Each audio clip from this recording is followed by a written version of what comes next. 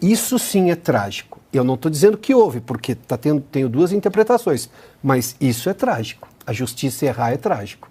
A gente muda agora um pouquinho de assunto. O ministro Alexandre de Moraes, do Supremo Tribunal Federal, negou o pedido de progressão de pena do regime fechado para o semiaberto, no caso do ex-deputado federal Daniel Silveira. O magistrado não reconheceu o argumento da defesa de que o ex-parlamentar cumpriu 16% do tempo de pena, condição necessária para a solicitação. Segundo Moraes, o cálculo não levou em conta as duas condenações, uma delas de 5 anos e 3 meses de prisão por emprego de violência e a outra de 3 anos e 6 meses por grave ameaça.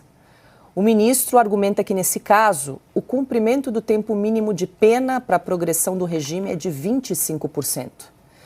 Além de negar o pedido do advogado Paulo Faria, Moraes ainda multou o profissional em R$2.000 por litigância de má-fé. Piotto, quero te ouvir uma discussão técnica aí sobre a questão da progressão de regime aí, né, nesse pedido feito pelo advogado do ex-deputado Daniel Silveira, pedindo a progressão do regime fechado para o semiaberto. Aí nós vamos voltar à questão de onde é que o deputado está sendo julgado no Supremo. O advogado não, o ex-deputado. Já era para ter voltado o caso lá na primeira instância. Porque faz sentido, o ministro do Supremo está lidando com a prisão de um sujeito que já não é mais parlamentar, não tem foro mais. Aí o advogado tem, obviamente, uma interpretação da lei, e convenhamos, uma interpretação da lei por um advogado, daí a chamar litigância de má-fé. Litigância de má-fé é quando você faz algo para prejudicar o entendimento no processo, ou seja, para ludibriar a justiça. O que o advogado faz é um pedido de análise, ele apresenta o argumento dele. O que o juiz pode fazer é, não vou deferir, pronto, acabou. Mas chamar de litigância, veja só, o Supremo muda de entendimento sobre leis que eles mesmos discutem. Então quer dizer que houve litigância de má-fé na última decisão? Não, não houve.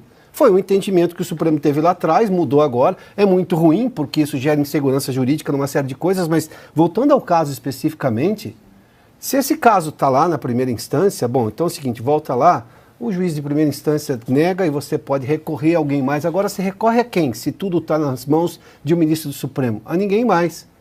Não sei se é o caso de recorrer ao pleno, porque não sei se há essa possibilidade técnica, mas a questão pode ser que talvez o ministro tenha razão no entendimento dele, que não, precisa de 25% e que o advogado tenha feito uma leitura equivocada.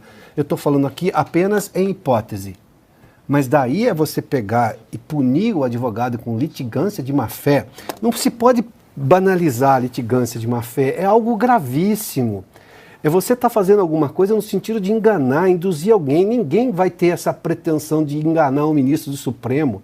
Ainda mais um advogado que cuida de casos complexos, enfim. Ou seja, aí a pergunta é, há uma pré-condição por parte do Supremo em julgar casos assim? Porque também não pode, dentro da lógica da justiça, processo não tem capa, né? Você não olha para a capa do processo, você olha pelos argumentos. Então, nós estamos falando aqui normalmente de casos que mereceriam, por exemplo, uma análise de outra pessoa, de um outro juiz.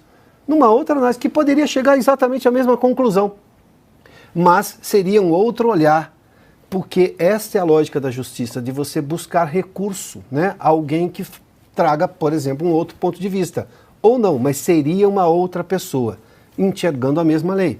A lei é muito difícil, em boa parte das situações há muita interpretação, ela não é absoluta. Neste caso está sendo tratado como absoluto sem possibilidade de recurso. E aí, se for um erro, por exemplo, vamos imaginar de novo na hipótese, o ministro está dizendo que o advogado errou, já condenou por litigância de má-fé, impôs uma multa, o que é grave. Mas vamos imaginar se o ministro estiver errando na análise dele. Recorre-se a quem? Ao além? Esse é o problema. A justiça, o ministro da Justiça acabou de dizer agora que prender alguém nunca é uma boa notícia. A possibilidade de um erro judicial em relação a alguém, isso sim é trágico. Eu não estou dizendo que houve, porque tenho duas interpretações, mas isso é trágico. A justiça errar é trágico. Rui Barbosa já disse isso, convenhamos, com toda a sapiência de Rui Barbosa.